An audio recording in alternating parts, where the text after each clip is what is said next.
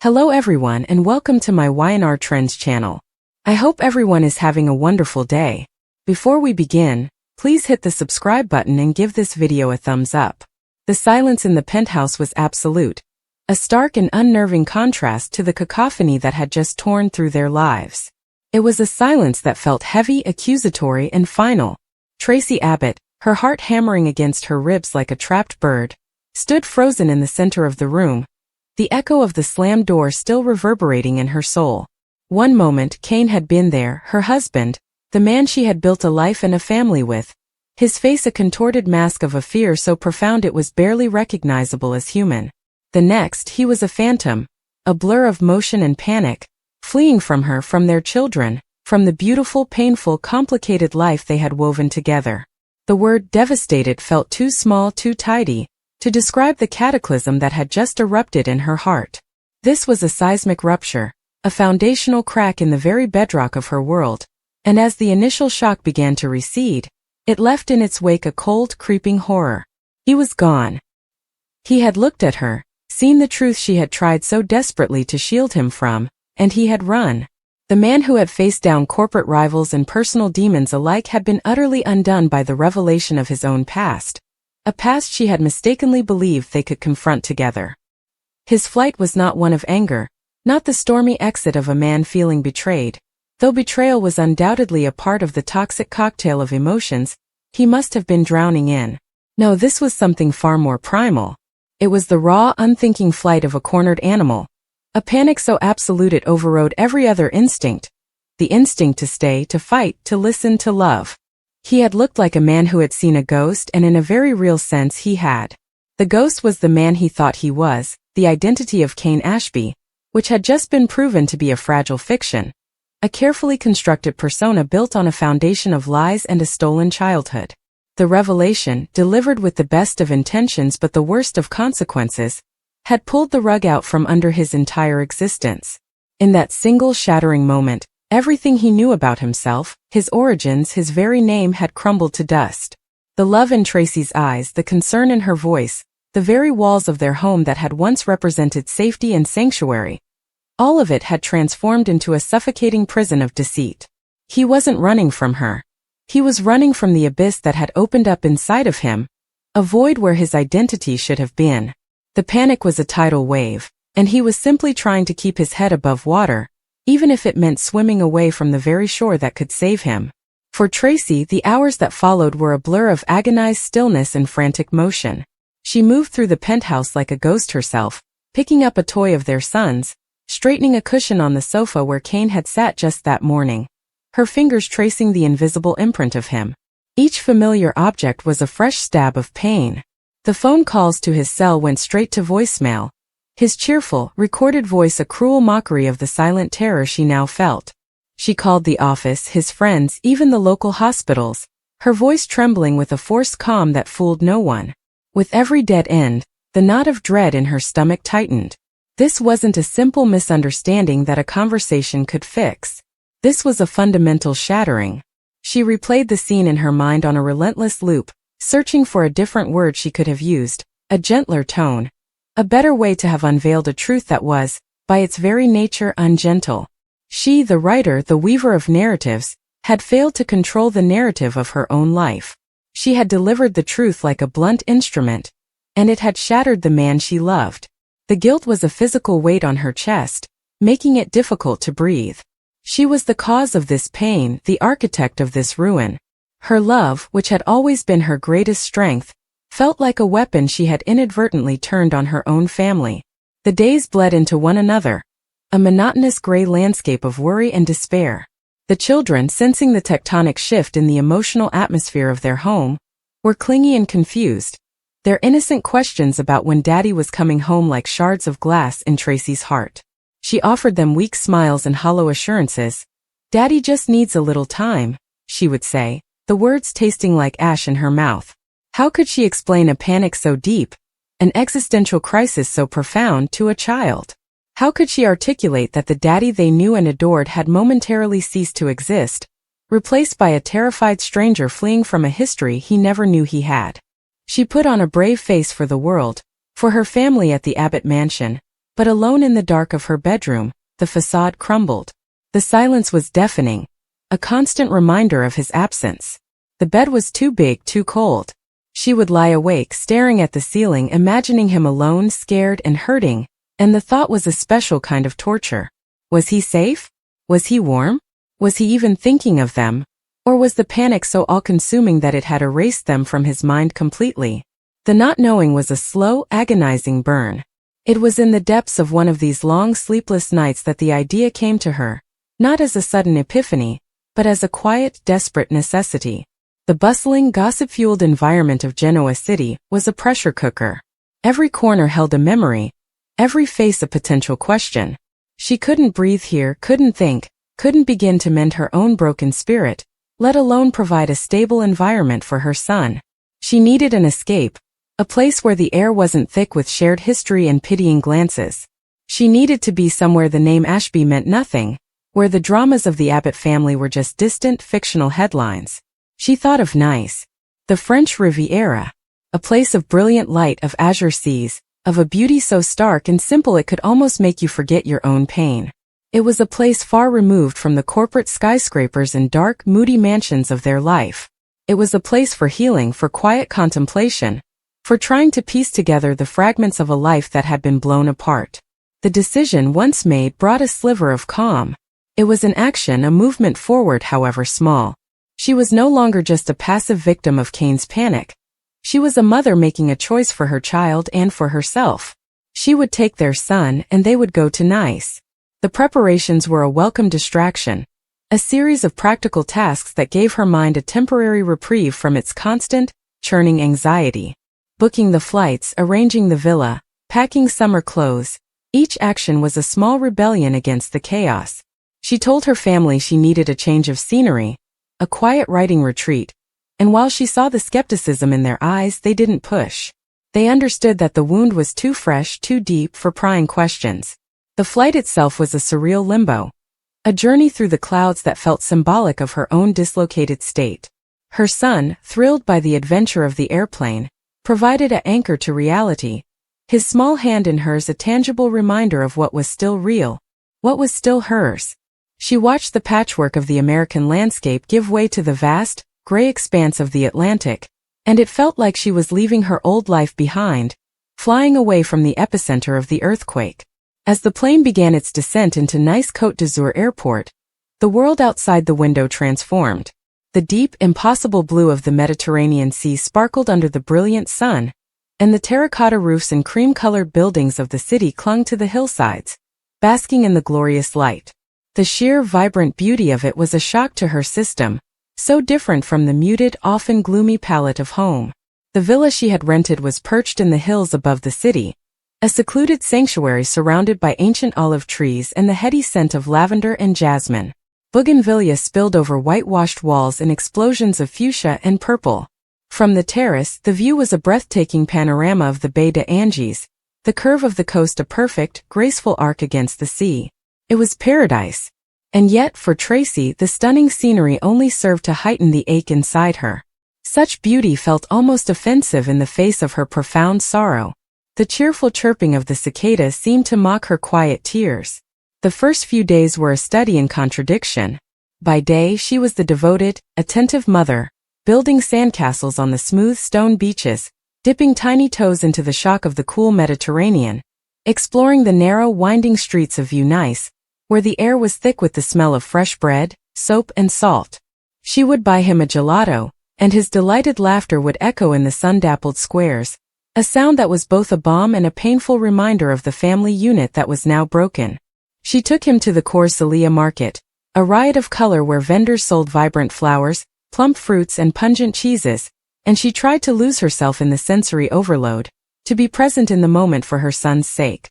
But the nights were hers alone, and they were long and hollow. After her son was safely tucked in bed, exhausted from the sun and sea air, Traci would retreat to the terrace with a glass of local rose she never finished. The silence here was different from the silence in Genoa City. It was a warm, alive silence, filled with the distant hum of the city below and the gentle rustle of the night breeze in the trees. But it was silence nonetheless, and in that silence, her thoughts would inevitably drift back to Kane. She would stare at the inky blackness of the sea, punctuated by the distant lights of boats, and wonder where he was in that vast world. Was he looking at the same moon? Was his panic beginning to subside, replaced by a more manageable, but perhaps even more painful grief? Or was he still running, a lost soul adrift in a world that no longer made sense? She missed him with a physical ache that was a constant, dull throb in her very core. She missed the sound of his laughter, the solid, reassuring weight of him beside her in bed, the way he would absent-mindedly play with her hair while he read the paper. She missed the man who had been her rock, her partner, her best friend. And the cruelest part was knowing that she was the one who had inadvertently destroyed him. Her love had been the catalyst for his destruction. It was on the fifth night, sitting on that same terrace, that the dam finally broke. The day had been particularly hard. Her son had asked for the first time since their arrival, "When is Daddy coming to Nice?"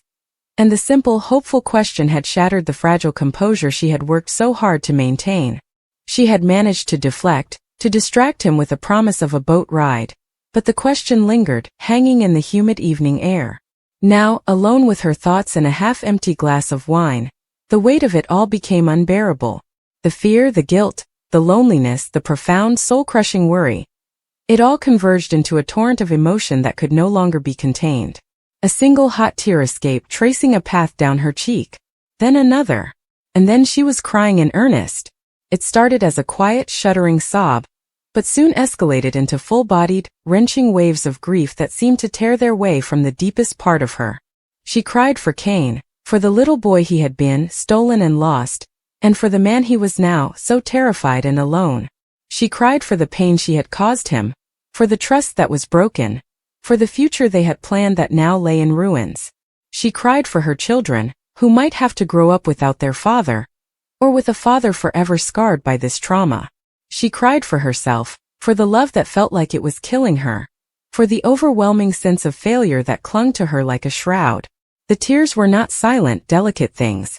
They were raw and ugly, accompanied by gasping breaths and a profound sense of helplessness. She buried her face in her hands, her shoulders shaking uncontrollably as the sobs racked her body. This was the release she had been denying herself, the full, unvarnished expression of a pain too immense to be processed in quiet contemplation. She cried until her throat was raw and her eyes were swollen, until she was physically and emotionally spent. The beautiful, peaceful night witnessed her complete and utter breakdown. It was the culmination of weeks of holding it together, of being strong for everyone else, of smiling through the agony. Here, in this beautiful foreign place, thousands of miles from home, she finally allowed herself to fall apart. And in the cathartic aftermath of the storm, as the sobs subsided into shaky, ragged breaths, a strange sense of clarity began to emerge. The pain was still there, a vast and dark ocean inside her, but the act of surrendering to it, of letting it wash over her completely, had somehow lessened its power. She was still adrift, but she was no longer drowning. She was simply floating, exhausted, in the wake of the tempest. Wiping her tears with the back of her hand, she looked out again at the view. The moon had risen higher, casting a silvery path across the dark water. The world was still beautiful. Her son was still sleeping peacefully inside. And she was still here. The crisis was not over. Cain was still gone, the future was still a terrifying question mark. But in that moment, sitting amidst the jasmine-scented ruins of her old life, Traci Abbott began to understand a difficult truth. She could not control Cain's panic, his choices, or his healing. She could only control her own. Her love for him was not a mistake, but the vessel that had carried the painful truth was. She had to find a way to forgive herself, not for loving him, but for the way the truth had been delivered. The path forward was shrouded in fog, but for the first time she acknowledged that there was a path, and that she would have to walk it, with or without him. The crying had not solved anything, but it had cleansed her, emptying her of the poison of pent-up grief and making space for a fragile, tentative resilience. The journey to Nice, born from a desperate need to escape, had become something else entirely. It was no longer just an escape.